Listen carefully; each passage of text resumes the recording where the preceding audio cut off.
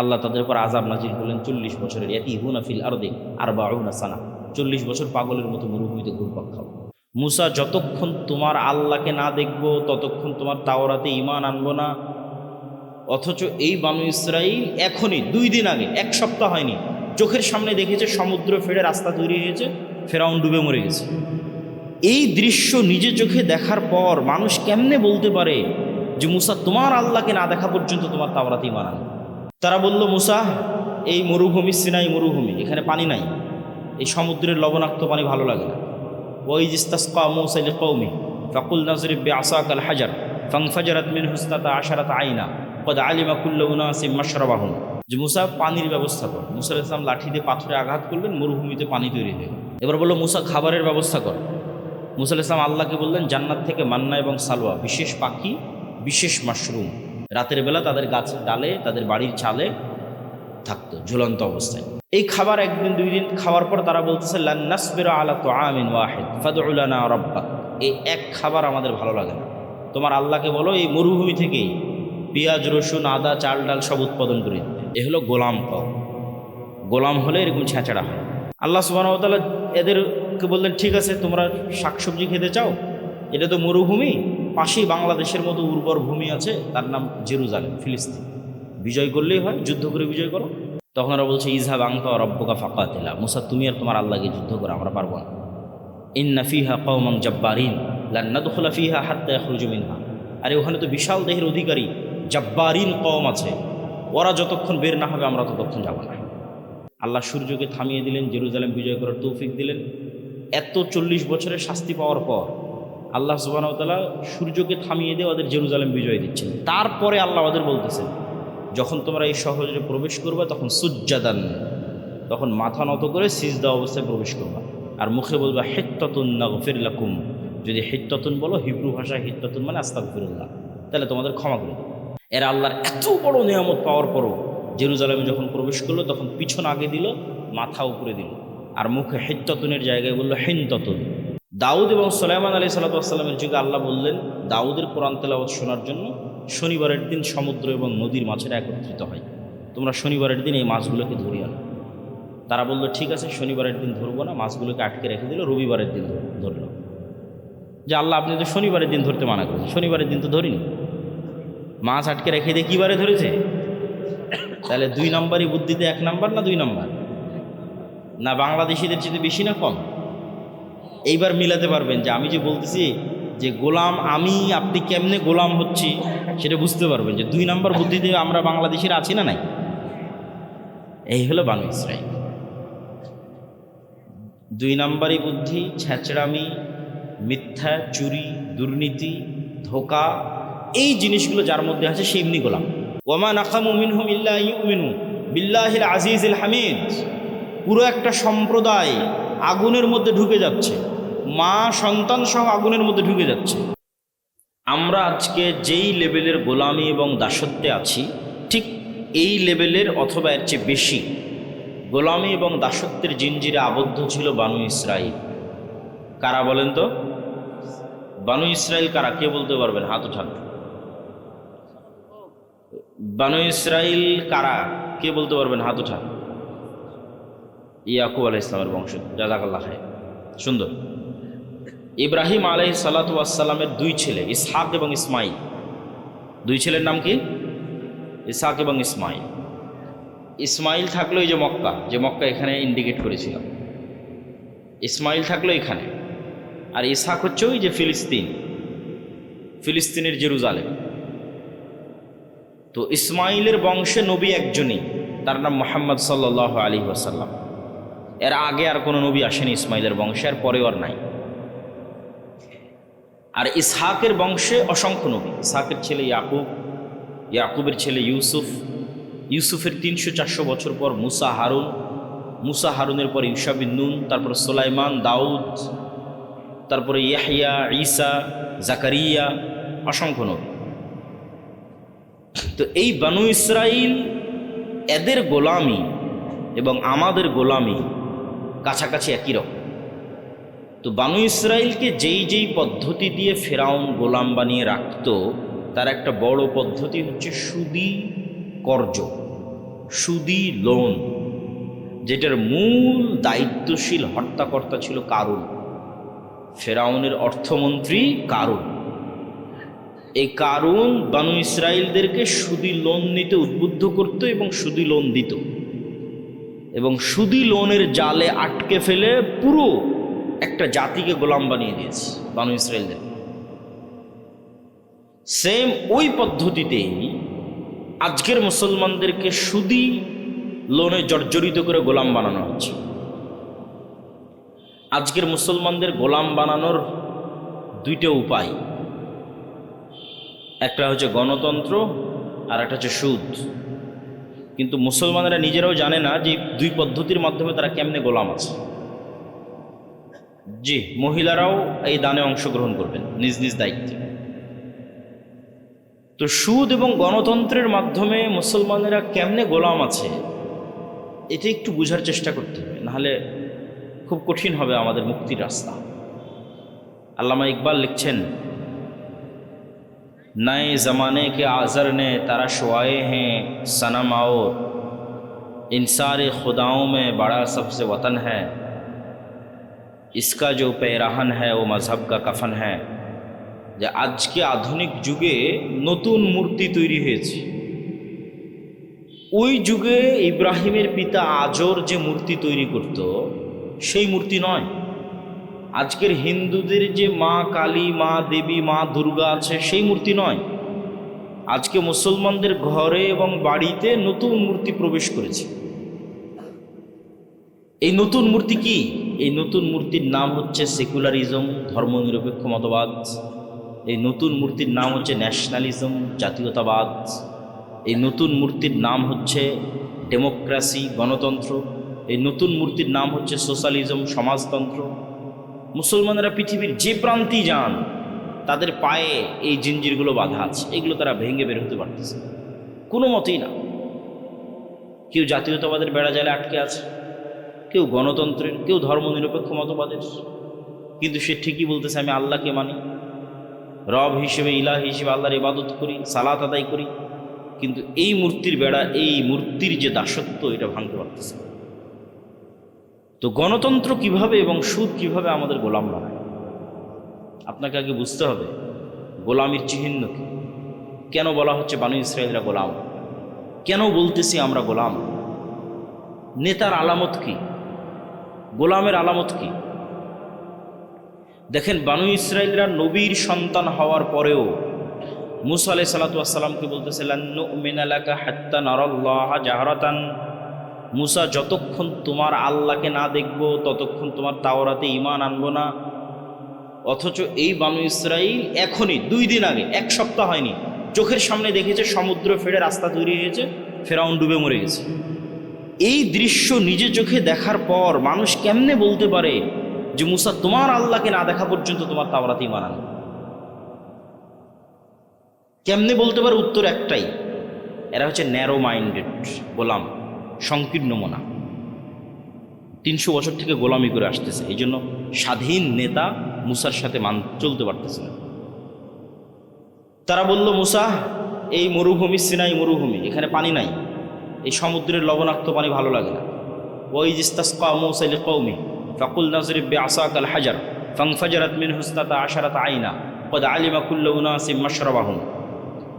যে মুসা, পানির ব্যবস্থা কর। মুসা আলাইহিস সালাম লাঠি দিয়ে পাথরে আঘাত করলেন, মরুভূমিতে পানি তৈরি হয়ে গেল। এবার বলল, মুসা, খাবারের ব্যবস্থা কর। মুসা আলাইহিস সালাম আল্লাহকে বললেন, জান্নাত থেকে মান্না এবং সালওয়া, বিশেষ পাখি, বিশেষ মাশরুম, যে বিশেষ মাশরুমের বর্তমান বাজার মূল্য কেজি প্রতি 5 লক্ষ টাকা গড়ে, এখন বাজার মূল্য। ওই বিশেষ মাশরুম আর পাখি জান্নাত থেকে আসে। রাতের বেলা তাদের গাছের ডালে, তাদের বাড়ির চালে থাকতো ঝুলন্ত অবস্থায়।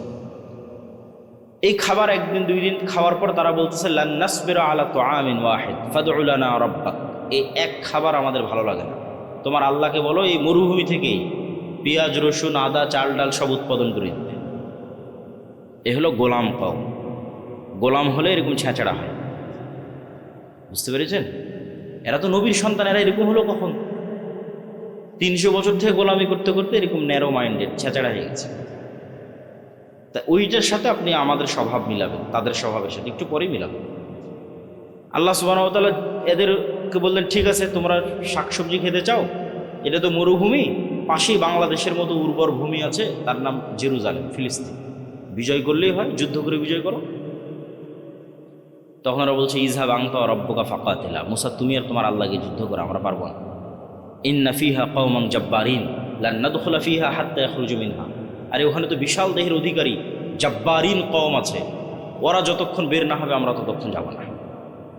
আল্লাহ তাদের উপর আযাব নাজিল করলেন 40 বছরের, ইয়াতিহুনা ফিল আরদি আরবাউনা সানা, 40 বছর পাগলের মতো মরুভূমিতে ঘুরপাক খাও। 40 বছর পর ক্ষমা করে দেওয়া হলো, ঈশাবিন নুনের মাধ্যমে হাতে তওবা করে জেরুজালেম বিজয় হলো। আল্লাহ সূর্যকে থামিয়ে দিলেন, জেরুজালেম বিজয় করার তৌফিক দিলেন। এত 40 বছরের শাস্তি পাওয়ার পর আল্লাহ সুবহানাহু ওয়া তাআলা সূর্যকে থামিয়ে দিয়ে ওদের জেরুজালেম বিজয় দিচ্ছেন। তারপরে আল্লাহ ওদের বলতেছেন, যখন তোমরা এই শহরে প্রবেশ করবে তখন সুজ্জাদান, তখন মাথা নত করে সিজদা অবস্থায় প্রবেশ করবা, আর মুখে বলবা হিত্তাতুন নাগফির লাকুম, যদি হিত্তাতুন বলো, হিব্রু ভাষায় হিত্তাতুন মানে আস্তাগফিরুল্লাহ, তাহলে তোমাদের ক্ষমা করে দেবো। এরা আল্লাহর এত বড় নিয়ামত পাওয়ার পরও জেরুজালেমে যখন প্রবেশ করলো তখন পিছন আগে দিল, মাথা উপরে দিল, আর মুখে হিত্তাতুনের জায়গায় বললো হিনতাতুন। দাউদ এবং সুলাইমান আলাইহিস সালাতু ওয়াস সালামের যুগে আল্লাহ বললেন, দাউদের কোরআন তেলাওয়াত শোনার জন্য শনিবারের দিন সমুদ্র এবং নদীর মাছেরা একত্রিত হয়, তোমরা শনিবারের দিন এই মাছগুলোকে ধরিয়ে আনো। তারা বললো, ঠিক আছে শনিবারের দিন ধরবো না, মাছগুলোকে আটকে রেখে দিল, রবিবারের দিন ধরলো।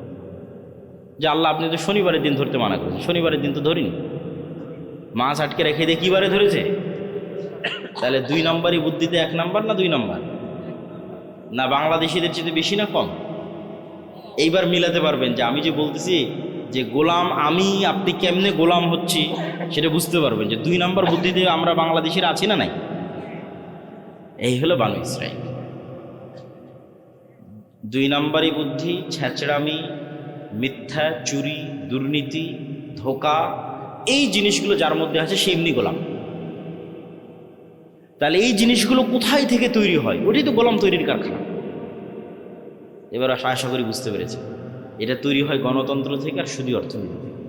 কেমনে হয় সেটাও বুঝিয়ে দিচ্ছি, তাহলে আপনি বুঝবেন গণতন্ত্র হচ্ছে গোলাম তৈরির কারখানা। তো আমরা তো অলরেডি ব্রিটিশদের 190 বছর ঔপনিবেশিক শাসনে গোলাম ছিলামই। গোলামি করতে করতে আমাদের রক্তের মধ্যে 2 নম্বরই মিথ্যা, ধোঁকা এগুলো মিশে গেছে। আমরা আর ওই গোলামির বেড়াজাল থেকে বেরিয়ে আসতে পারছি না। কেন? পূর্ণাঙ্গ স্বাধীনতা আমাদের হয়নি। 47 থেকে নিয়ে আজ পর্যন্ত 70-80 বছরে আমরা ব্রিটিশ কাঠামোর মধ্যেই আছি। Bangladesh army is a legacy of British army. এই বাংলাদেশ আর্মি পাকিস্তান আর্মির খণ্ডিত অংশ, Pakistan army Indian army, Indian army British army. ফলত ব্রিটিশ আর্মিতে যা rules and regulation and law ছিল তাই বাংলাদেশ আর্মিতে ফলো হয়, কোনো 19-20 নাই। তারপর আমাদের যে কোর্ট, এটা ব্রিটিশ কোর্ট, সেটাই হুবহু ফলো হয়। আমাদের সংবিধান, পুলিশ আইন সব ব্রিটিশ, শিক্ষা ব্যবস্থা ব্রিটিশ। তাহলে পূর্ণাঙ্গ স্বাধীনতা আসেনি, ওই ফরম্যাটের মধ্যেই আছে। তো গণতন্ত্র চাপিয়ে দেওয়া আছে আমাদের উপরে, যেন এখানে নেতা বের না হতে পারে। নেতা মানেই হচ্ছে সে 2 নম্বরই বেরোবে না, নেতা মানেই হচ্ছে সে মিথ্যার আশ্রয় নেবে না, নেতা মানেই হচ্ছে সে ধোঁকা দিবে না, নেতা মানেই হচ্ছে সে মাথা উঁচু থাকবে, মাথা বিক্রি করবে। নেতা মানে সে টাকার কাছে মাথা নত হবে, মানে সে কোনো প্রকার লিয়াজু, লবিং, 2 নম্বরই রাস্তার সাথে যার সম্পর্ক নাই, ও হচ্ছে রিয়াল হিরো, রিয়াল নেতা, প্রকৃত নেতা। নবীরা এরকম নেতা ছিল। তাহলে এইরকম নেতা তৈরির রাস্তা বন্ধ করতে হলে যেই রাস্তাতে লিয়াজু, লবিং, দুর্নীতি এগুলো শিখা যাবে সেটা ধরে রাখতে হবে, নাহলে তো সবাই নেতা হয়ে যাবে, সবাই উসমান হাদি হয়ে বসে থাকবে। তাহলে উসমান হাদি যেন না হতে পারে, তার জন্য গণতন্ত্র, ডেমোক্রেসি। তাহলে কি হবে? এক দল আর এক দলের বিরুদ্ধে তো বলবেই, একই আসনের মনোনয়ন প্রার্থী 6 জন, 7 জন, 10 জন, একজন আর একজনের চেয়ে মনোনয়নটা কে নিয়ে আসতে পারবে তার জন্য লিয়াজু, লবিং, টাকা পয়সার লেনদেন, মিথ্যা, ধোঁকা, দুর্নীতি, দুর্নাম সব অবলম্বন করে তারপরে মনোনয়ন পেয়েছে। এগুলো অবলম্বন না করলে মনোনয়ন পাবে না, ঘরে বসে থেকে মনোনয়ন পাবে না।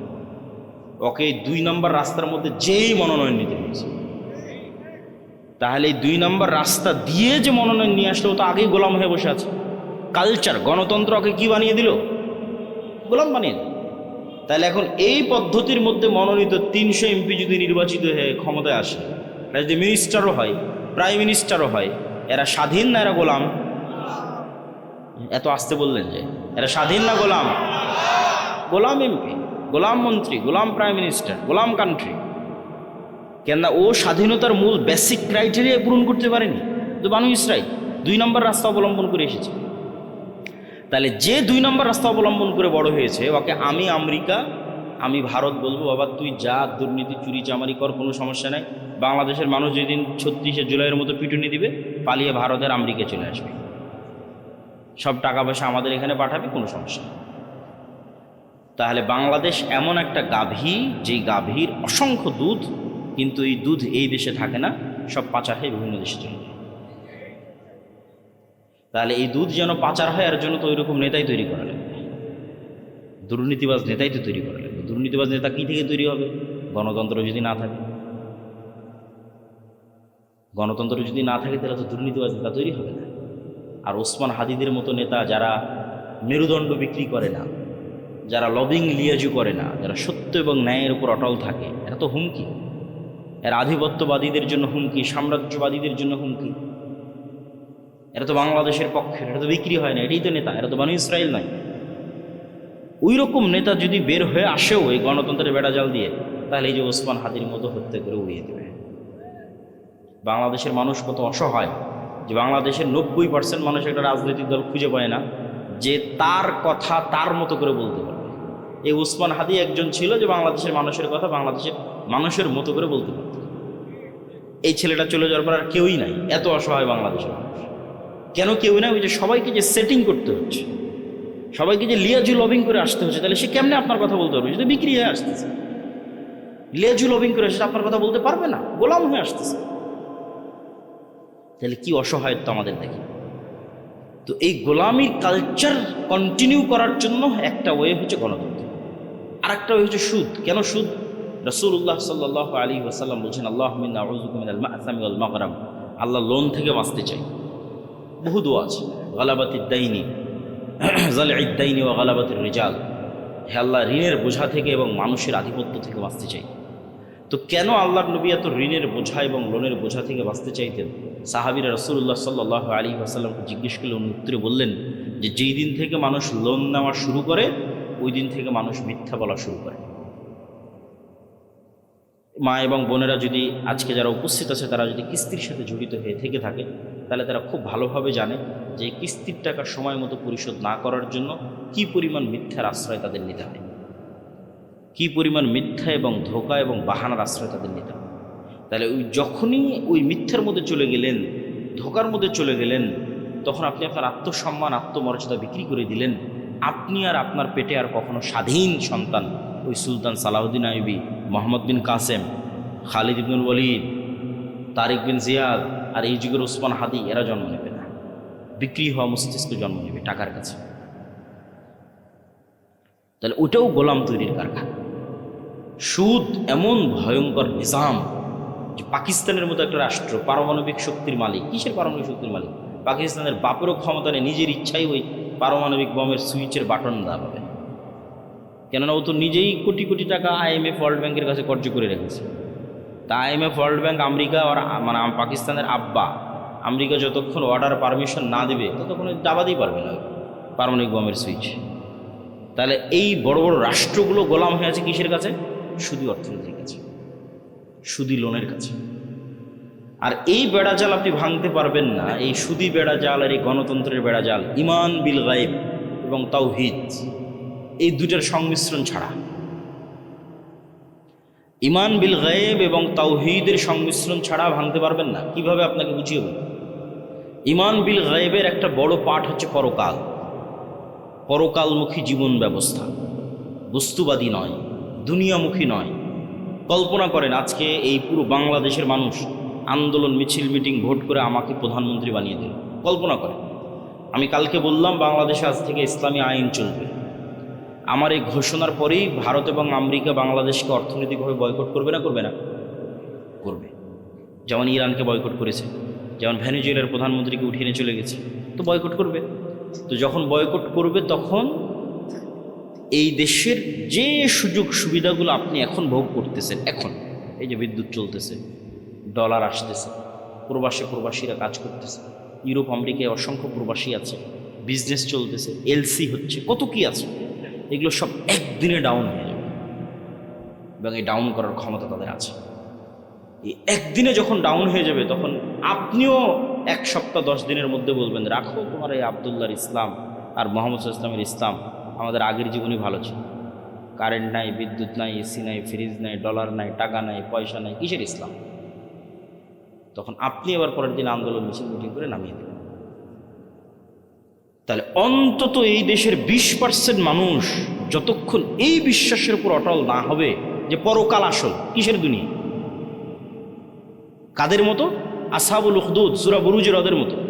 ওয়ামা নাকামু মিনহুম ইল্লা ইউমিনু বিল্লাহিল আজিজিল হামিদ। পুরো একটা সম্প্রদায় আগুনের মধ্যে ঢুকে যাচ্ছে, মা সন্তান সহ আগুনের মধ্যে ঢুকে যাচ্ছে, যে শান্ত শিষ্ট আরামের বাড়ি ঘর রেখে আগুনের মধ্যে জ্বলে মরে যাচ্ছে। কি সেই ঈমান বিল গায়ব? ওই ঈমান বিল গায়ব হচ্ছে এটা যে ওই আসহাবুল উখদুদ ওরা দেখতে পাচ্ছে, নিশ্চিত দেখতে পাচ্ছে যে আমার সামনে জ্বলন্ত আগুন, এটা আগুন নয়, এটা জান্নাত। বলেন আল্লাহু আকবার। আর পিছনে যে আমার শান্তির বাড়িঘর আছে ওখানে জাহান্নামের আগুন জ্বলতেছে, ওরা দেখতে পাচ্ছে ওখানে জাহান্নামের আগুন জ্বলতেছে। ওটাকে ওরা বাড়িঘর হিসেবে দেখতে পাইনি, ওখানে দেখতে পাচ্ছে ওখানে জাহান্নামের আগুন জ্বলতেছে, আমি ওখানে গেলে পুড়ে মরে যাব। আর যে সামনে জ্বলন্ত আগুন, এটা তো জান্নাত। অন্তত 20 থেকে 30% মানুষের ঈমান যতক্ষণ ওই লেভেলে না যাবে ততক্ষণ কিসের আপনি ইসলাম কায়েম? সম্ভব নয়। বাংলাদেশের মানুষই এতটা দুর্নীতিগ্রস্ত, এতটা বস্তুবাদ, এতটা দুনিয়াবাদী সাথে আক্রান্ত, এরা আপনাকে টিকতে দিবে না, সম্ভব নয়। প্রত্যেকটা রন্ধ্রে রন্ধ্রে টাকার পাগল, ক্ষমতার নেশাগ্রস্ত লোকজন আছে। অন্তত 20% থেকে 30% মানুষের ঈমান লাগবে ঈমান বিল গায়বে সর্বোচ্চ লেভেল, পরকালমুখী, দুনিয়া বিমুখ। আর 20 থেকে 30% মানুষের লাগবে পূর্ণাঙ্গ তাওহীদ। আল্লামা ইকবাল লিখেছেন, ये दौर अपने बराहिम की तलाश में है, যে আজকের যুগের মুসলমানদের সকল সমস্যা সমাধানের একটাই রাস্তা, এই যুগের ইব্রাহিম লাগবে। এই যুগের ইব্রাহিম কোথায়?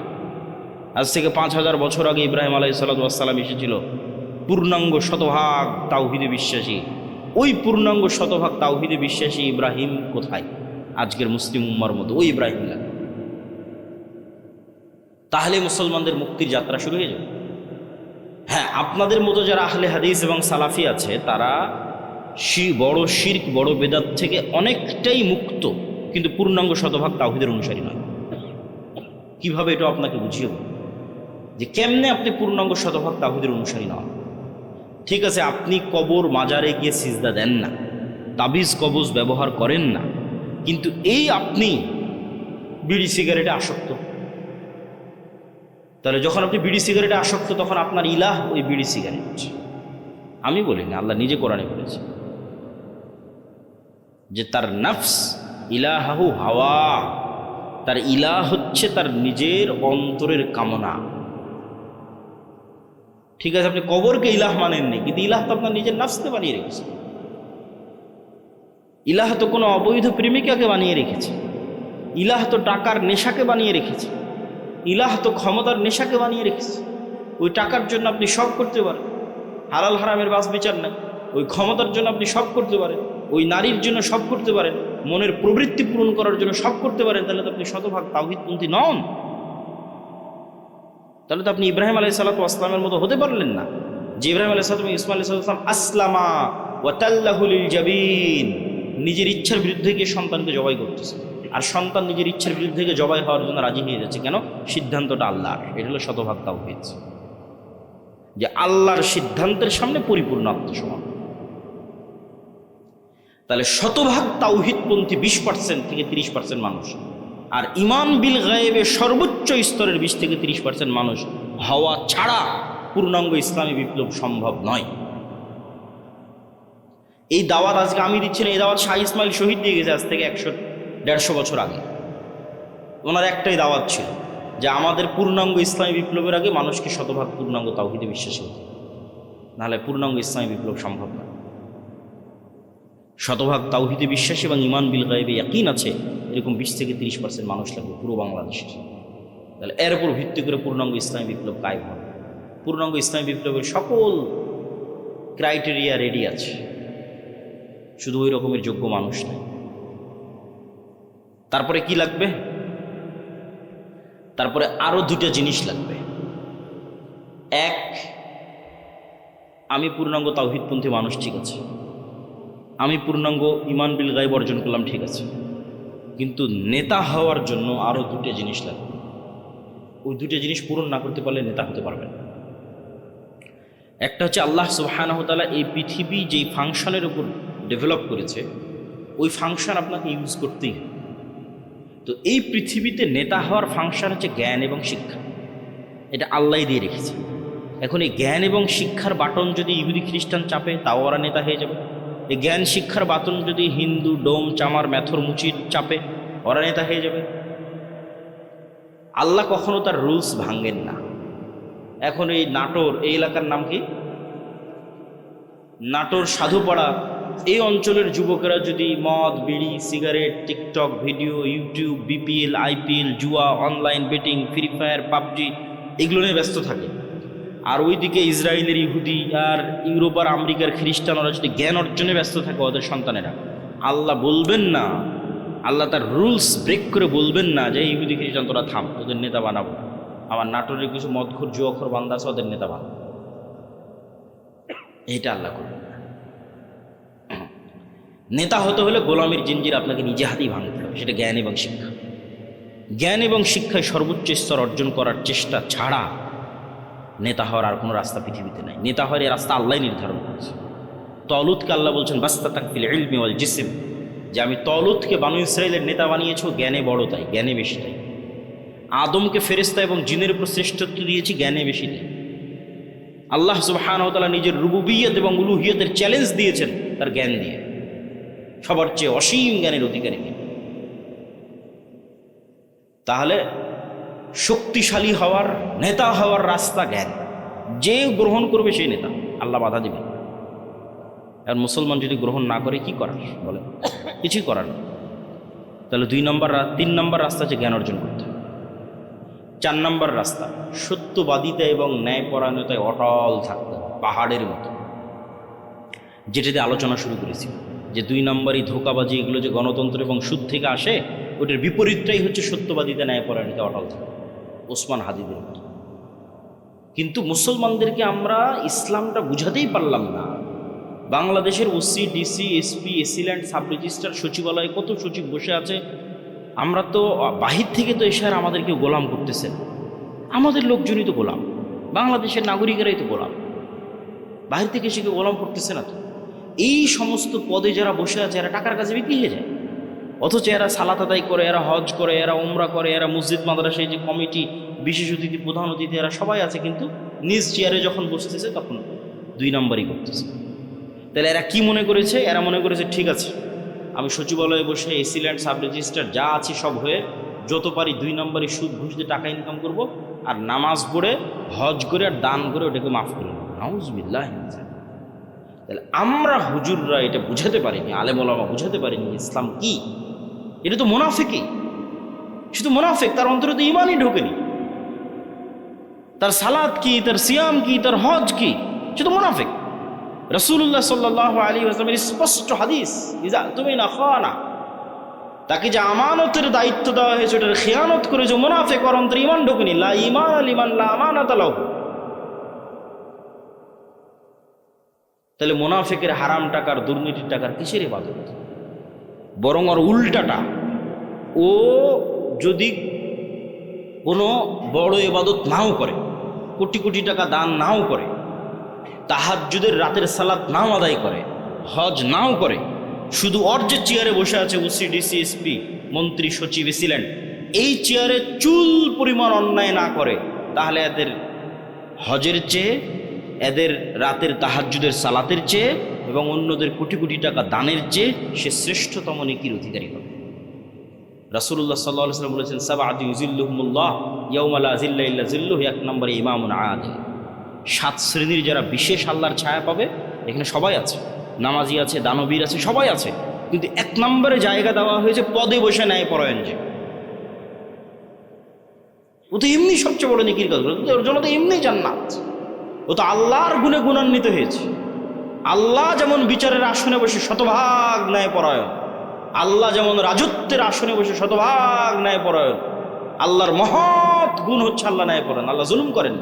ইন্না হারামতু যুলমা আলাইয়া, মানুষ হয়ে যে আল্লাহর গুণে গুণান্বিত হতে পারে, আল্লাহু আকবার, এটা কত বড় ইবাদত যে মানুষ হয়ে ওসি তারপরে ডিসি, এসিলেন্ট, সাব রেজিস্ট্রার, সচিব এই চেয়ারে বসে সে দুর্নীতি করবে, ন্যায় করবে, এটা অনেক বড় ইবাদত।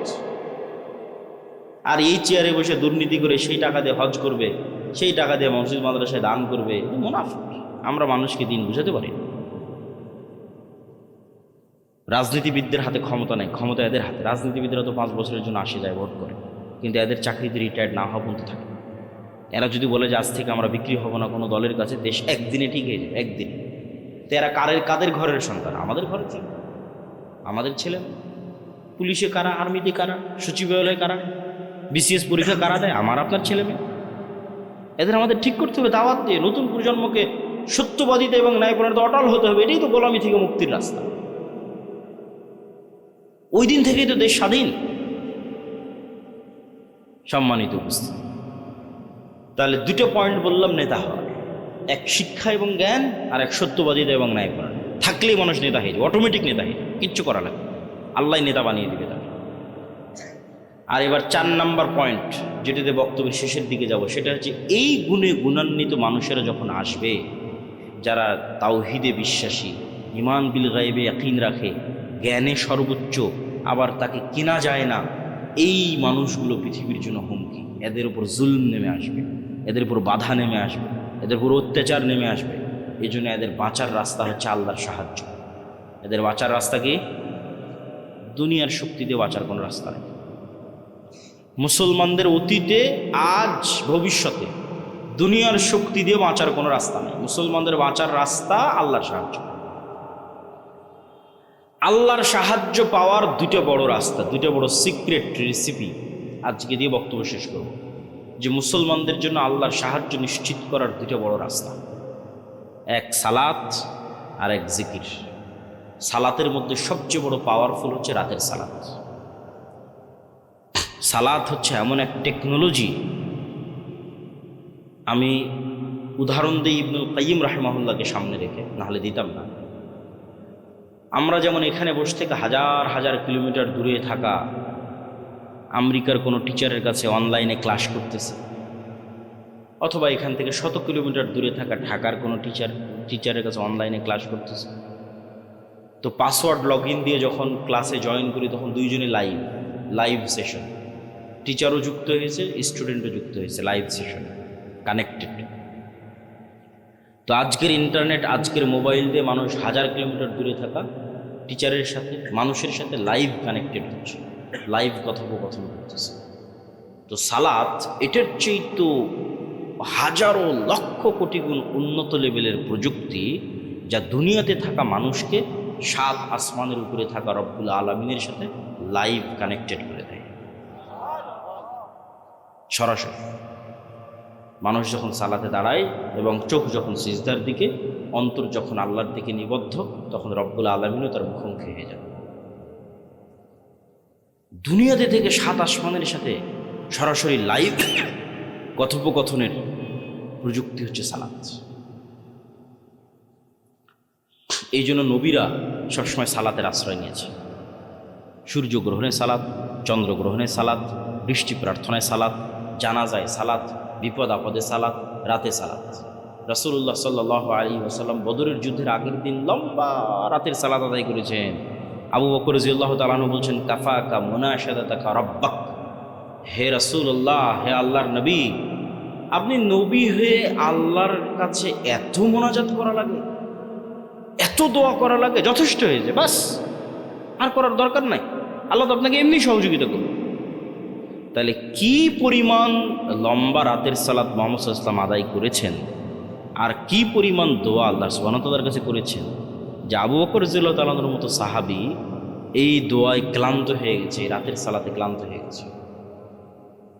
তাহলে এখন বুঝেন, মুহাম্মদ সাল্লাল্লাহু আলাইহি ওয়াসাল্লাম আমার, আপনার এবং আবু বকর রাদিয়াল্লাহু তাআলার চেয়ে বেশি জানতেন যে কাল বদরের যুদ্ধে দুনিয়ার শক্তি দিয়ে আমার বিজয় সম্ভব নয়। কাল বজরের যুদ্ধে আমাকে জিততে হলে কার সাহায্য লাগবে? আল্লাহ। আর আল্লাহর সাহায্য পেতে হলে আমাকে রাতের সালাতে দাঁড়াতে হবে।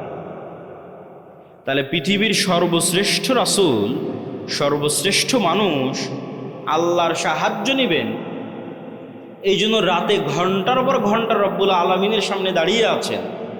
আর আমি এবং আপনি রাতের সালাত তো বহু দূরের কথা, 5 ওয়াক্ত সালাত আদায় না করেই শুধু ভোট দিয়ে ইসলাম বিজয় হয়ে যাবে, আর মিছিল করে আর তাকবীর দিয়ে ইসলাম বিজয় হয়ে যাবে।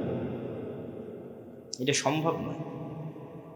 ওই যেমন বলেছে 20-30% মানুষ শতভাগ তাওহীদপন্থী লাগবে, 20-30% ঈমান বিল গায়েব লাগবে, ঠিক তেমন তার পাশাপাশি 5 ওয়াক্ত সালাত আদায় করে এবং রাতের সালাতে অভ্যস্ত মানুষ লাগবে।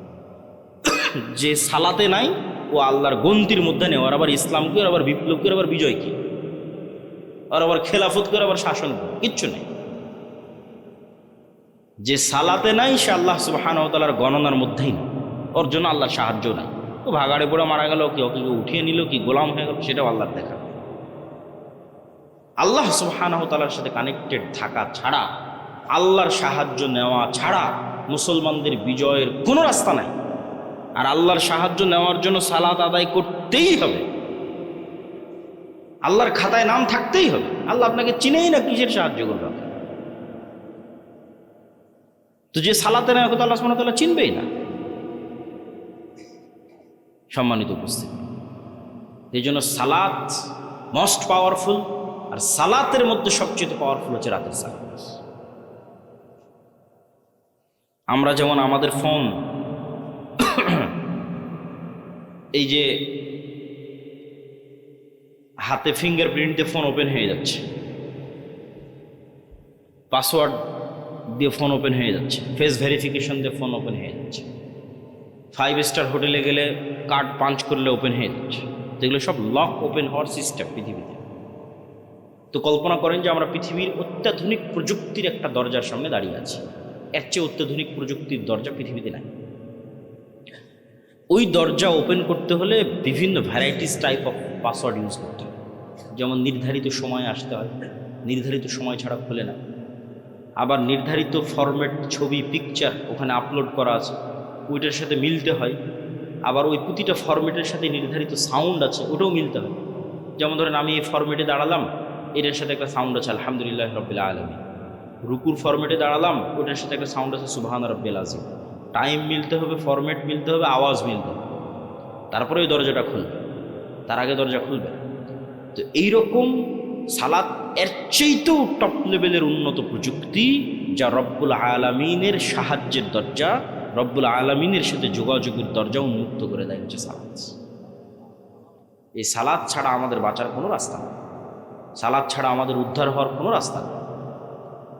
2 নম্বর হচ্ছে জিকির।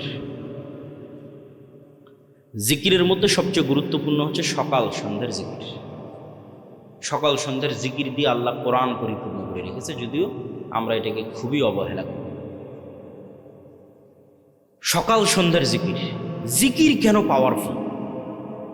জিকির কেন পাওয়ারফুল এটা বুঝতে হলে আপনাকে বুঝতে হবে আওয়াজ কেন পাওয়ারফুল, সাউন্ড কেন পাওয়ারফুল। সাউন্ড কি আবার পাওয়ারফুল হতে পারে? আওয়াজ কি পাওয়ারফুল হতে পারে? শব্দ এবং বাক্য কি পাওয়ারফুল, শক্তিশালী হতে পারে? এটাই আগে বুঝতে হবে। আজকের আধুনিক সভ্যতা টিকে আছে, এই যে ক্যামেরা, এই যে মোবাইল, কম্পিউটারে টিকে আছে এই আলোর তরঙ্গের মধ্যে ডাটা ট্রান্সফার করার ক্ষমতা, এটার উপর। আমি এখানে বলতেছি, আমার এই কথাটা আলোর মধ্যে দিয়ে এই মোবাইল হয়ে, নেটওয়ার্কের টাওয়ার হয়ে আমেরিকায় গিয়ে এখন বাজতেছে, ইউরোপ, সৌদি, কুয়েত, কাতার, ঢাকা, রাজশাহী গিয়ে এখনই বাজতেছে। তো এই যে এই আলো যে আমার এই কথা বহন করতে পারে, ডাটা ট্রান্সফার করতে পারে, এটা আমরা জানতাম না, মানুষ জানতো না, এটা আগে থেকেই ছিল। ওটা আমরা জেনে কাজে লাগাতে পেরেছি, এটি আমাদের আধুনিক সভ্যতা, এটার উপর টিকে আছে। আর একটা প্রযুক্তি যেগুলোর ধারে কাছে বিজ্ঞান নাই, কিন্তু এটা সবচেয়ে উন্নত প্রযুক্তির প্রযুক্তি, সেটা হচ্ছে শব্দভিত্তিক, আওয়াজ ভিত্তিক প্রযুক্তি, যেটার কিছু জ্ঞান আল্লাহ সুলাইমান আলাইহিস সালাতু ওয়াস সালামকে দিয়েছে।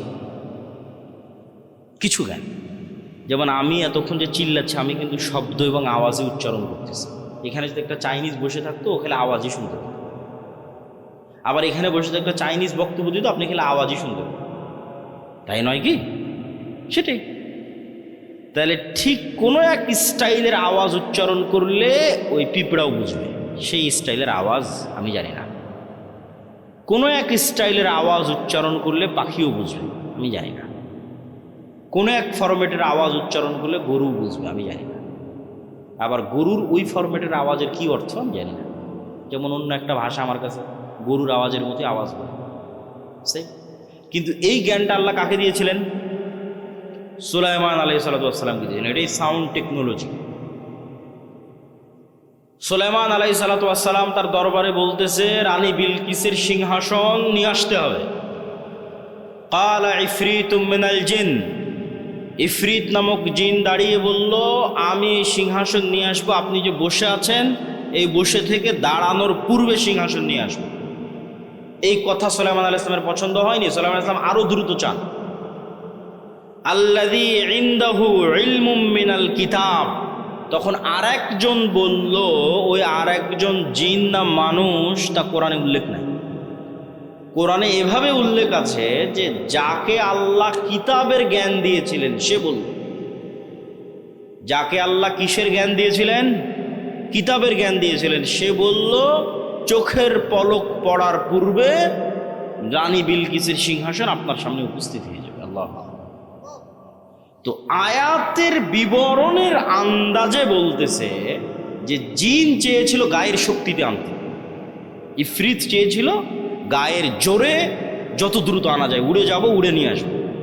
আর আল্লাহ জি ইনদাহু ইলমুম মিনাল কিতাব, যার কাছে কিতাবের জ্ঞান ছিল গায়ের জোরে আনেনি, এই জ্ঞানের জোরে এনেছে। আমি মনে হয় বুঝাতে পারলাম কথা কি আমার? বুঝতে পারছেন? কোরআনের ধারা বিবরণীতে বোঝা যাচ্ছে যেই লোক চোখের পলকে নিয়ে আসলো এ গায়ের জোরে আনেনি, কিসের জোরে এনেছে? জ্ঞানের জোরে। সে জ্ঞান কি? কিতাবের জ্ঞান। কিতাবের সে বিশেষ জ্ঞান কি? কিছু কিছু মুফাসসির লিখেছে যে কিতাবের জ্ঞান হচ্ছে লাউহে মাহফুজের বিশেষ কিছু জিকির তার জানা ছিল। বলেন আল্লাহ আল্লাহু আ'লাম। কিন্তু জ্ঞানের উপর ভিত্তি করে সেই কাজটা করেছে। তো বিশেষ কোনো সাউন্ড, বিশেষ কোনো জিকির যেটা ব্যবহার করে সে চোখের পলকে ওই সিংহাসনকে ওখান থেকে উঠিয়ে সুলাইমান আলাইহিস সালামের কাছে নিয়েছে। যেই জ্ঞান কিতাবের জ্ঞান, বিশেষ কোনো কিতাবের জ্ঞান তার কাছে ছিল। তো sound most powerful all over the world, সবচেয়ে পাওয়ারফুল। আল্লাহ সুবহানাহু ওয়া তাআলা পৃথিবী ধ্বংস করার যে সিস্টেম তৈরি করেছেন সেই সিস্টেম আওয়াজ ভিত্তিক। ইসরাফিল বাঁশিতে ফু দিবে, আওয়াজ তৈরি হবে, সে আওয়াজে আসমান জমিন নক্ষত্র গ্রহরাজি সূর্য চন্দ্র সব ভেঙে চৌচির হয়ে যাবে। আল্লাহ সুবহানাহু ওয়া তাআলা মানুষকে পুনরুজ্জীবিত করার যে সিস্টেম তৈরি করেছেন ওটা আওয়াজ ভিত্তিক। ফেরেশতা জিন মানুষ সব যখন মারা যাবে, কতদিন এভাবে মৃত অবস্থায় থাকবে আল্লাহ ভালো জানে। কুল্লু মান আলাইহা ফান ওয়া ইয়াবকা ওয়াজহু রাব্বিকা যুল জালালি ওয়াল ইকরাম। তারপরে যখন আল্লাহ জীবিত করতে চাইবে ইসরাফিলকে তৈরি করে, ইসরাফিলকে বাঁশি দিয়ে ফু দিতে বলবে, আর আওয়াজে মানুষ কবর থেকে জীবিত হয়ে হাঁটতে থাকবে। আওয়াজ খুবই পাওয়ারফুল, কিন্তু ওই আওয়াজের জ্ঞান থাকতে হবে কোন আওয়াজ পাওয়ারফুল, কোন শব্দ পাওয়ারফুল। তো আল্লাহ সুবহানাহু ওয়া তাআলা উম্মতে মুহাম্মাদিকে সবচেয়ে বড় পাওয়ারফুল জিনিস দিয়ে দিয়েছে, যেটা মূসা আলাইহিস সালামের লাঠির চেয়ে পাওয়ারফুল, যেটা মূসা আলাইহিস সালামের পাথরের চেয়ে পাওয়ারফুল, যেটা বানু ইসরাইলের তাবুত কোরআনে আছে দেখবেন। এই তাবুত এখন এই ইহুদিরা খুঁজে পাগলের মতো, কোথায় সেই তাবুত? এরা মনে করে যে এই মসজিদে আকসার মাটির নিচে তাবুত রাখা আছে।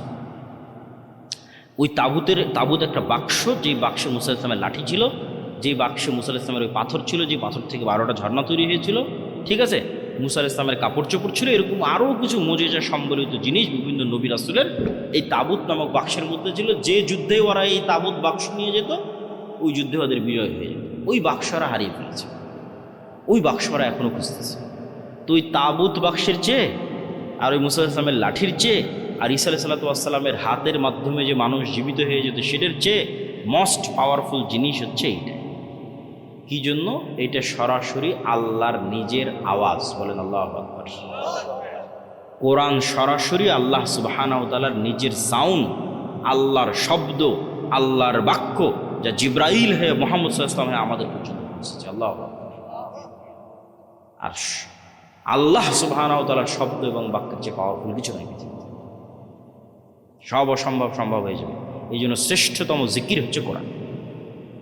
পৃথিবীর সব অসম্ভব সম্ভব করা সম্ভব আল্লাহ সুবহানাহু ওয়া তাআলার জিকির দিয়ে।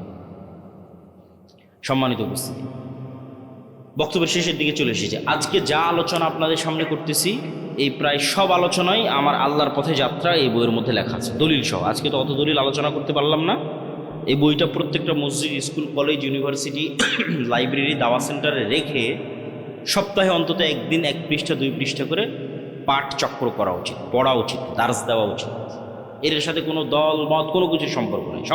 সব মুসলমানের জন্য, জানার জন্য, জ্ঞান অর্জনের জন্য, ঈমান বিল গায়ব এবং তাওহীদে ইয়াকিন তৈরি করার জন্য এবং মুসলমানদের গোলামি থেকে আজাদির জন্য কি দরকার তা জানার জন্য প্রত্যেক মসজিদ, প্রত্যেক মাদ্রাসা, স্কুল, কলেজ, ইউনিভার্সিটি, দাওয়া সেন্টার, লাইব্রেরি রেখে অন্তত প্রতি সপ্তাহে 1-2 পৃষ্ঠা করে পড়া উচিত। পাশাপাশি আব্দুর রহিমের একটা নতুন বই এসেছে, রাসূল সাল্লাল্লাহু আলাইহি ওয়াসাল্লাম দেখতে যেমন ছিলেন, এই বইটাও মূল্যায়ন করতে পারেন। আর মাসিক আল ইতিসাম, এই যে আপনাদের কাছে আসলাম 2023 না 22 সালে একবার আসতে চেয়েছি, করোনার কারণে আসা হয়, বন্ধ হয়ে গেছে। তাহলে আজ আসতেছি প্রায় 3 বছর 4 বছর পর। আবার কবে আসার সুযোগ হবে তার গ্যারেন্টি নেই। কিন্তু এই একদিনে আসাই যদি যোগাযোগ বিচ্ছিন্ন হয়ে যায় তাহলে এই দাওয়াতের কোনো মূল্য নাই। এই সম্পর্কটা হতে হবে স্থায়ী, আর স্থায়ী হওয়ার সবচেয়ে বড় মাধ্যম হচ্ছে মাসিক আল ইতিসাম। এই মাসিক আল ইতিসামে আমি নিজে নিয়মিত 3টা প্রবন্ধ লিখি, অন্যরা তো লেখি, আমি লিখি 3টা। এই জন্য মাসিক আল ইতিসাম এখানে নিয়মিত আসার উদ্যোগ আপনাদের নিতে হবে। এখানকার যুবক সমাজ, মসজিদের কমিটি হোক, মাদ্রাসার উদ্যোক্তা হোক, অন্তত 5 কপি 10 কপি এখানকার জ্ঞানী স্কুল, কলেজ, ইউনিভার্সিটি, প্রাইমারি, বিদ্যালয় যা যেখানে আছে শিক্ষিত মানুষ তাদেরকে দিয়ে পড়ানোর চেষ্টা করা এবং নিজেরাও পড়ার চেষ্টা করা। 2 নম্বর, আমাদের সাথে স্থায়ী যোগাযোগের মাধ্যম হচ্ছে মক্তব। আমাদের 700 মক্তব আমাদের কাছে ট্রেনিং নিয়েছে। আপনাদের এলাকার মক্তবের শিক্ষকদের আমাদের ট্রেনিংয়ে পাঠাবেন এবং আমাদের সিলেবাস এই জিনিসগুলো ছোটোবেলায় বাচ্চাদের মাথায় না দিলে এই আপনাদের মধ্যে 1 ঘন্টা বক্তব্য দিয়ে লাভ নেই। বুড়া মানুষকে দিয়ে বিপ্লব হবে না। আমাদের নতুন প্রজন্মকে তৈরি করতে হবে, এই জিনিসগুলো তাদের মাথায় এখন থেকেই দিতে হবে। আর এটার জন্য শুধু মাদ্রাসায় 2% ছেলে মেয়েকে পড়িয়ে লাভ হবে না, শতভাগ মসজিদে বক্তব্য। এবং সেটা যদি আমাদের সিলেবাসে হয় তাহলে আমরা এটাকে সবচেয়ে বেস্ট মনে করি। আর 3 নম্বর, এরকম মাদ্রাসাগুলোকে সহযোগিতা করার জন্যই রবেদাতুল মাদারিস সালাফিয়া এক ব্যতিক্রম প্রশিক্ষণের আয়োজন করলাম আমরা রবেদাতুল মাদারিস সালাফিয়া থেকে। জামিয়া সালাফিয়ার অধিভুক্ত হওয়ার মাধ্যমে যে প্রায় 65-70 শিক্ষা প্রতিষ্ঠান আমাদের অধিভুক্ত হয়েছে, তাদের 150-র কাছাকাছি শিক্ষক 1 সপ্তাহব্যাপী বিভিন্ন জ্ঞান এবং শিক্ষা কেন্দ্রিক তারা ট্রেনিং পেয়েছে আমাদের কাছে জামিয়া সালাফিয়া। আমাদের কাজই হচ্ছে শিক্ষা এবং জ্ঞান কেন্দ্রিক একটা বিপ্লব বাংলাদেশে তৈরি করা, জ্ঞান এবং শিক্ষা ছড়িয়ে দেওয়া। তো এই বিভিন্নভাবে জামিয়া সালাফিয়ার সাথে, দাওয়া ইলাল্লাহর সাথে, মাসিক আল ইতিসামের সাথে আপনাদের স্থায়ী সম্পর্ক তৈরি হলে সেটাই হবে প্রকৃত কাজ, প্রকৃত অর্থে কাজ। তো আমরা আলোচনা করছিলাম জিকির কেন শক্তিশালী, তার লাস্ট পয়েন্ট। লাস্ট 2টা পয়েন্ট খুব ভালো লাগবে, অধৈর্য হওয়ার কিছু নাই। জিকির কেন শক্তিশালী, লাস্ট পয়েন্ট। আল্লাহ সুবহানাহু ওয়া তাআলা বলছেন ইউসাব্বিহু লিল্লাহি মা ফিস সামাওয়াতি ওয়া মা ফিল আরদ। আসমান জমিন এবং তার মধ্যে যা কিছু আছে, এই টিস্যু, এই লিফলেট, এই প্যান্ডেল, এই জামা কাপড়, এই মাটি, এই ক্যামেরা, লাইট, সব 24 ঘন্টা আল্লাহর তাসবিহ পাঠ করতেছে। আল্লাহু আকবার। এবং এই তাসবিহ পাঠের আওয়াজ হচ্ছে, এটাই তো আওয়াজ কেন্দ্রিক প্রযুক্তি। আপনি যেমন পিঁপড়ার চলার আওয়াজ শুনতে পাচ্ছেন না, এরকম এদের তাসবিহ পাঠের আওয়াজ শুনতে পাচ্ছেন না। কিন্তু এই পিঁপড়ার চলার আওয়াজ তো 10 কিলোমিটার দূরে থাকা হাতিও শুনতে পাচ্ছে, কিন্তু আপনি তো পাচ্ছেন না। আল্লাহরই কিছু প্রাণী আছে যারা পিঁপড়ার চলার আওয়াজ শুনতে পাচ্ছে। এটা আমাদের শ্রবণ শক্তির ঘাটতি, এই জন্য তো এটা গায়েব। এই জন্য তো গায়েবের জ্ঞান আল্লাহ কোরআনে দিয়েছে, এটা গায়েবের নলেজ। আল্লাহ বলতেছে এগুলো সব তাসবিহ পাঠ করতেছে, তোমরা জানো না, এটাই তো গায়েব। এটার উপরে তো আমাদের ইয়াকিন লাগবে। শুধু কি এরা তাসবিহ পাঠ করতেছে? রাসূলুল্লাহ সাল্লাল্লাহু আলাইহি সাল্লাম বলতেছেন মুয়াজ্জিন যখন আজান দেয়, যতদূর পর্যন্ত আজানের আওয়াজ যায়, সব জীবজন্তু, জড়বস্তু, জড় পদার্থ, কীট পতঙ্গ, পঙ্গপাল সব আজান বুঝে এই আজানের পক্ষে কি আমাদের মাঠে সাক্ষী দিবে। তাহলে এরা তাসবিহ বুঝে, আবার আমি যখন সুবহানাল্লাহ বলতেছি তখন এটাও বুঝতেছে। এই টিস্যু পেপার আমার সুবহানাল্লাহ বুঝে, কেন নিজেও সুবহানাল্লাহ বলতেছে। এটাই গায়েব। এই জন্য এটা সবচেয়ে পাওয়ারফুল। সব কিছু আপনার অধীনস্থ এক জিকির দিয়ে। সুবহানাল্লাযী সাখখারা লানা হাযা ওয়া মা কুন্না লাহু মুকরিনিন ওয়া ইন্না ইলা রাব্বিনা লামুনকালিবুন। এটা জিকির। এটাতে গাড়ি বিমান সব অধীনস্থ। মহাপবিত্র সেই সত্তা যিনি এই গাড়ি বিমান আমাদের অধীনস্থ করে দিয়েছে। এই জন্য জিকির আপনাকে ব্যবহার করতেই হবে, বিশেষ করে সকালে এবং সন্ধ্যায়। এবং অনেক সময় দোয়ার চেয়ে জিকির পাওয়ারফুল হয়, এই জন্য দোয়াতে মানুষের নিজের কথা বেশি থাকে। আল্লাহ আমার এটা দাও, আল্লাহ আমার ছেলেকে এটা দাও, আল্লাহ আমার বউকে এটা দাও, আল্লাহ আমার টাকা দাও, আল্লাহ আমার পয়সা দাও, বাড়ি দাও, গাড়ি দাও, নিজের কথা বলতে বলতে শেষ।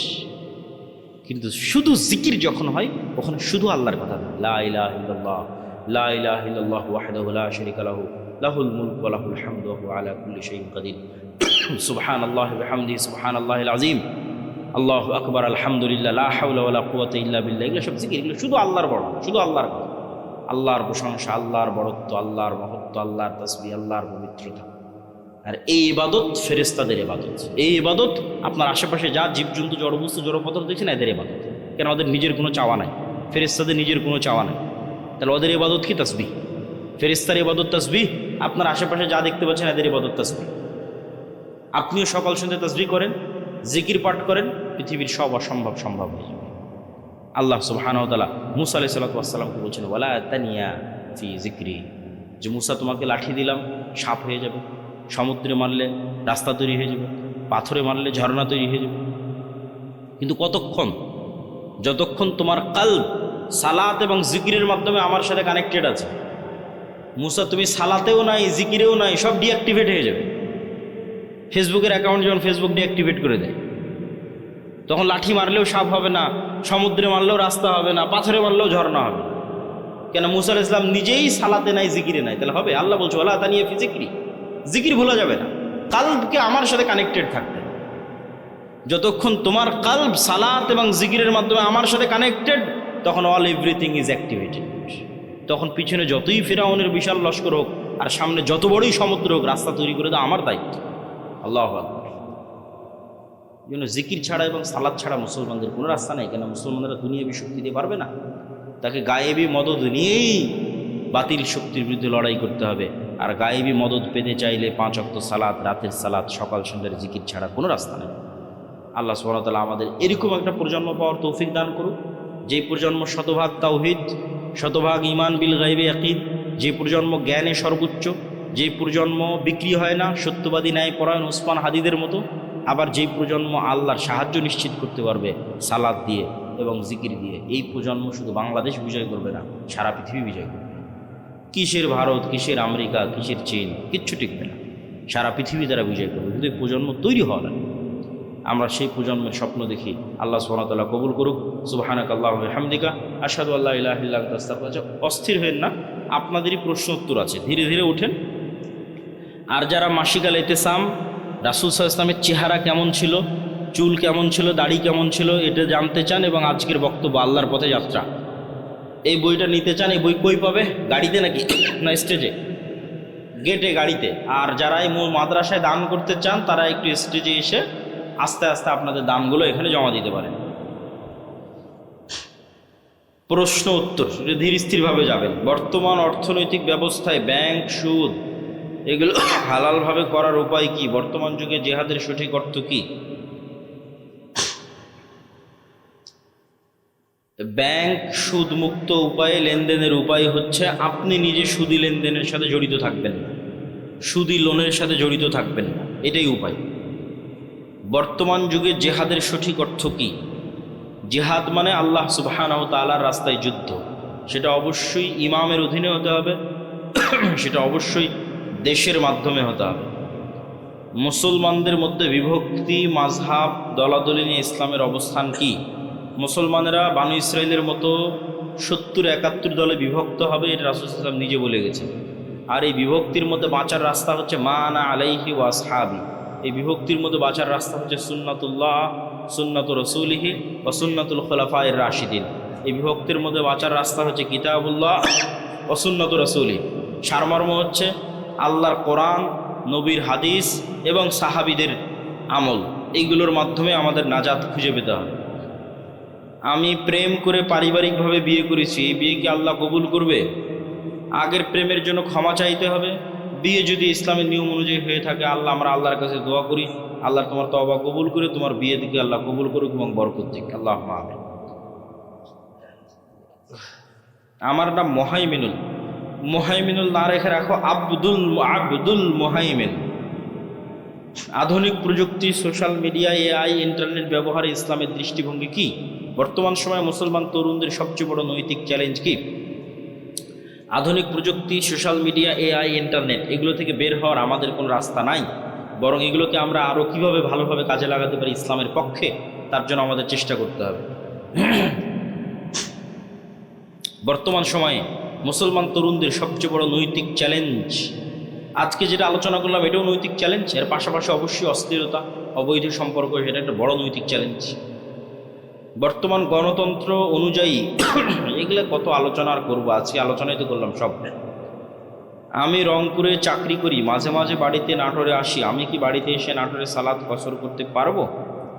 নিজ বাড়িতে থাকার জন্য আসলে কসর করতে পারবো না, সফরের মধ্যে বাড়ি হয়ে যাচ্ছ এরকম সফর রানিং অবস্থায় থাকলে সেটা সমস্যা নেই। সালাফি কনফারেন্সে গিয়ে স্যান্ডেল হারিয়ে গেছে, তাই আর একজনের স্যান্ডেল নিয়ে চলে এসেছি, এখন করণীয় কি?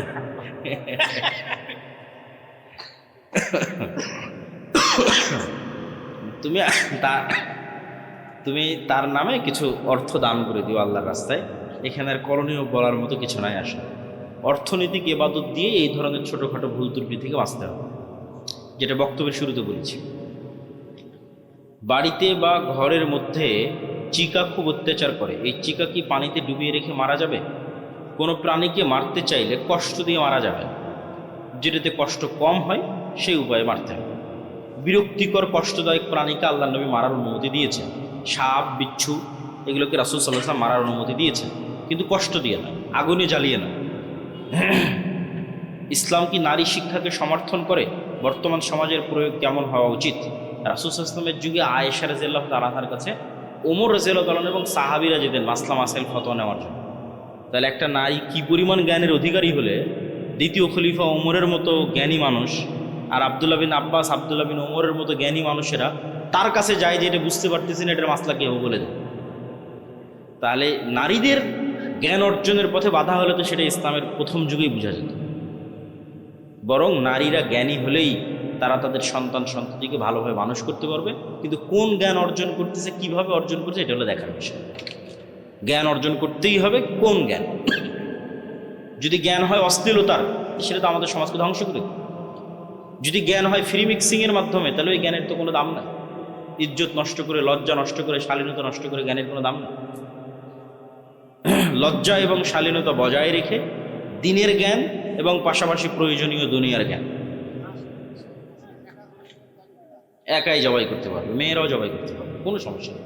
বিসমিল্লাহ আল্লাহু আকবার বললে পৃথিবীর সব প্রাণী হালাল, যা পৃথিবীর যে সমস্ত প্রাণী হালাল তার সবই হালাল, বিসমিল্লাহ আল্লাহু আকবার। আধুনিক ফ্যাশন ও পোশাকের ক্ষেত্রে পর্দার সীমা কোথায়? পর্দার সীমার নির্ধারণ হবে লজ্জার উপর ভিত্তি করে। মানুষের লজ্জা কতটুকু, মানুষের লজ্জা কতটুকু, এটাই নির্ভর করতেছে এই বিষয়টা নির্ধারণ করার জন্য। আপনি যদি সৌদি আরবে যান, আপনি যদি আফগানিস্তানে যান, তাহলে প্যান্ট শার্ট পরে ঘুরতেও আপনাকে লজ্জাবোধ হতে পারে, কিন্তু বাংলাদেশে আপনাকে প্যান্ট শার্ট পরে ঘুরতে লজ্জাবোধ হবে না, ইউরোপ আমেরিকা লজ্জাবোধ হবে না। তাহলে লজ্জার মাত্রাটা কোন লেভেলে আছে? আবার বাংলাদেশে দেখা যাচ্ছে কেউ যদি হাফ প্যান্ট অথবা 3/4, বিশেষ করে হাফ প্যান্ট পরে ঘুরে, তাহলে লজ্জাবোধ হতে পারে। কিন্তু ভারতেই যদি যান হাফ প্যান্ট পরে ঘুরেন, কোনো লজ্জা নেই। ইউরোপ আমেরিকায় যান, সবাই হাফ প্যান্ট পরে ঘুরতেছে, কোনো লজ্জা নেই। তাহলে এটা লজ্জার মাত্রার উপর নির্ভর করতেছে, 1 নাম্বার। 2 নাম্বার, আল্লাহ সুবহানাহু ওয়া তাআলা যে সীমা দিয়েছে সেটা তো আছে। আল্লাহ পুরুষদের জন্য যে সীমা দিয়েছে সেটা তো আছে, নারীদের জন্য যে সীমা দিয়েছে সেটা তো আছে, কিন্তু সেটার উপরেও যে আপনি বোরখা কেমন পড়তেছেন, আঁটো পড়তেছেন কিনা, মুখ ঢাকতেছেন কিনা, এগুলো সব নির্ভর করতেছে অন্তরের লজ্জার উপর। তো লজ্জাশীলা হওয়াটা অন্তরের বিষয়। আপনি বোরখা পরে পুরুষ মানুষের সাথে কথা বললেন, এটা তো পর্দা হলো না। তাহলে তো আপনি পর্দা বুঝলেন না, আপনি মনে করলেন পর্দা মানে পোশাক। পর্দা মানে তো পোশাক নয়, পোশাক পর্দার একটা অনুষঙ্গ, এবং বেপর্দা অনেক বড় শাস্তি। আদম আলাইহিস সালাতু ওয়াস সালাম এবং হাওয়া আলাইহিস সালাতু ওয়াস সালামকে জান্নাতে সর্বপ্রথম শাস্তি দেওয়া হয়েছে উলঙ্গ হওয়ার মাধ্যমে, জামা খুলে নেওয়ার মাধ্যমে। এটা অপমান, কিন্তু আমরা ওই শাস্তি ও অপমানটাকে নিজেদের জন্য সাজসজ্জা এবং ফ্যাশন বানিয়ে নিয়েছি। তাহলে আমাদেরকে আল্লাহ এবং আল্লাহ রসুলের সীমা বুঝতে হবে এবং ওই সীমার প্রয়োগ হবে অন্তরের তাকওয়া এবং অন্তরের লজ্জা। যে মেয়ে যত লজ্জাশীলা সে তেমন ঢিলে ঢালা পোশাক পরবে, সে তত পুরুষ সমাজ থেকে নিজেকে দূরে রাখার চেষ্টা করবে, পুরুষদের সংমিশ্রণ।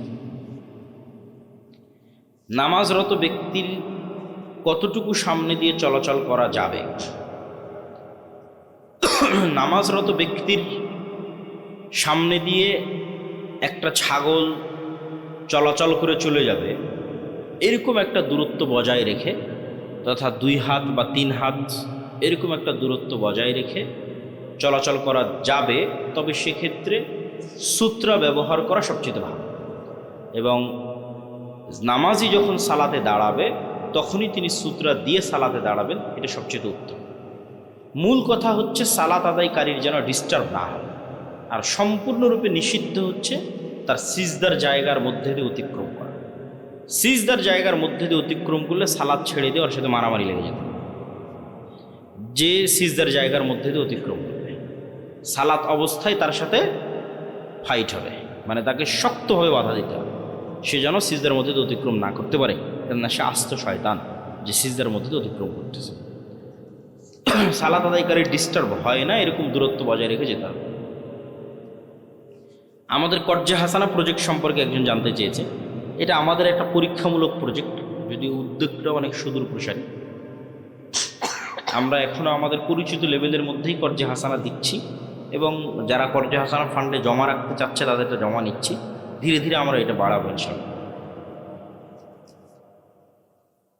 এক পরিবারে ছেলে ও ছেলের বউ নামাজ পড়ে না, ওই ছেলের খাবার খাওয়া যাবে, পোশাক পরা যাবে। মেয়ে সালাত পড়ে না, তার পোশাক দিলে পরা যাবে। মেয়ে জামাই শুধু খায় এবং ঘরে খাবার খাওয়া যাবে। সালাত যদি একদমই না পড়ে, মানে 5 ওয়াক্ত সালাতেও নাই, জুমার সালাতেও নাই, তাহলে এটা পরিপূর্ণরূপে কাফের, এতে সন্দেহের কোনো অবকাশ নেই। খাতামাল্লাহু আলা কুলুবিহিম, আল্লাহর অন্তরে মোহর মেরে দিয়েছে। সালাতে অবহেলা করে, ওয়াইলুল লিল মুসাল্লিন আল্লাযীনা হুম আন সালাতিহিম সাহুন, পড়ে নিয়মিত নয়, চেষ্টা করে বাদ চলে যায়, এরকম ব্যক্তিকে সরাসরি কাফের বলা যাবে না, ফাসেক বলতে হবে। তার সাথে খাবার গ্রহণ করা যায়। আর একদমই সালাতের কোনো নামগন্ধ নাই এরকম মানুষের বাড়িতে যাতায়াত করা, তাদের বাড়িতে খাওয়া দাওয়া করা উচিত নয়, বরং বয়কট করাই উচিত।